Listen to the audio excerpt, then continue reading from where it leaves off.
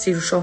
որպես մայր, ես կարող եմ հասկանալ այսօր քո եւ քո երեխաների ապրումները, բայց հուսով եմ դու էլ դասել ես քաղել եւ ինքդ ես ավելի սկսել հասկանալ այն բոլոր մայրերին եւ երեխաներին, ում ձեր ընտանիքը բարձկանների շնորհիվ դուրս շպրտեց հյուսիսային պողոտայի իրենց տներից։ Հուսով եմ ավելի լավ ես հասկանում այն երեխաներին, ում լացի ձայնը մինչև այսօր արձագանքում է այդ փողոցներում։ Իդեպ, վերջերս, երբ որ ես post էի դրի մեջում, մեկը կոմենտերի մեջ գրել էր, որ երեխաներից մեկի մազերից այնպես էին քաշել, որ կաշին եւ մազերը մնացել էր ձեր ընտանեկան վարձկանների ձեռքին։ Իհարկե գովելի է, որ աշխատել ես այդքան փոքր տարիքից, բայց մի բան ասեմ քեզ, եթե բիզնեսի մեջ քո համար արդեն գծում են այդ ճանապարհը, որ դու հանգիստ անցնես, երբ որ մենաշնորհներով, խլելով, մրցակցությանը ճնշելով, առաջ են բացում քեզ համար նոր հեռանկարներ, 40 օրական երեխաներ, այդ ժամանակ բիզնես կաներ։ Արի ինձ հարցրու, բիզնեսի մեջ ես էլ եմ եղել 20 տարեկանում, ու գիտես ռեկետի պատճառով քանի անգամ օֆիսի տեղեր փոխել, հետո թողել երկրից դուրս եմ եկել։ Չէ, Սիրուշո, մեր ու քո պայմանները երբեք նույնը չի եղել բիզնես անելու կամ աշխատելու համար։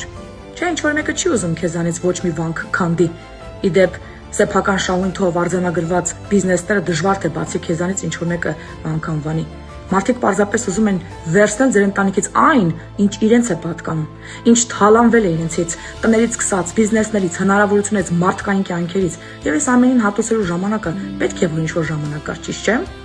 Դուք որ ղեկավար պաշտոններում եք եղել Հայաստանում, խոսել ու բարբաջել եք հայրենասիրությունից, հայ գենը պաշտպանելու համար չէիք գնա ուրիշ երկրներում երեխաներ ունենալ, այնտեղ քաղաքացիություն ունենալու համար։ Հակառակը կմնայիք Հայաստանում, ասեմ ավելին, Արցախ կգնայիք, քանի որ միշտ ներկայացել եք որպես Արցախի փրկիչ, հենց Արցախում կունենայիք քո երեխաներին, ապացուցելու համար, որ մենք ստորներս ձեզ դատապարտում ենք եւ դուք պաշտպանում եք հայու գենը։ Միգուցե հայ գենով առաջնորդված ես դու խլել մարդկանց հեղինակային իրավունքները ավանդական հայկական զարդերի հարցում,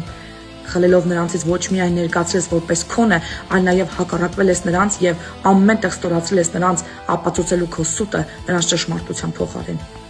8 տարի Աստված ձեր ընտանիքին ժամանակ տվեց ապաշխարելու, բայց դուք չապաշխարեցիք, հիմա էլ ուշ չի։ Այս ազգի հետ մաքրեք ձեր հաշիվները, ներողություն խնդրեք ձեր արածների համար, վերադարձրեք մարդկանց ումից ինչ խլել եք եւ մարդկային կյանքերի կորուստի համար էլ գնացեք արժանապատվորեն կրեք ձեր պատիժը եւ վերջապես ձեր ճակատից մաքրեք այս ամոթի եւ մարդասպանի խարանը։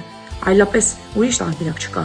Միայն ապաշխարություն, միայն ներողությունով մաքրեք ձեր հաշիվները։ Հատուցեք, քանի Աստված ձեզ համար դեռ բաց է թողել այդ դուռը։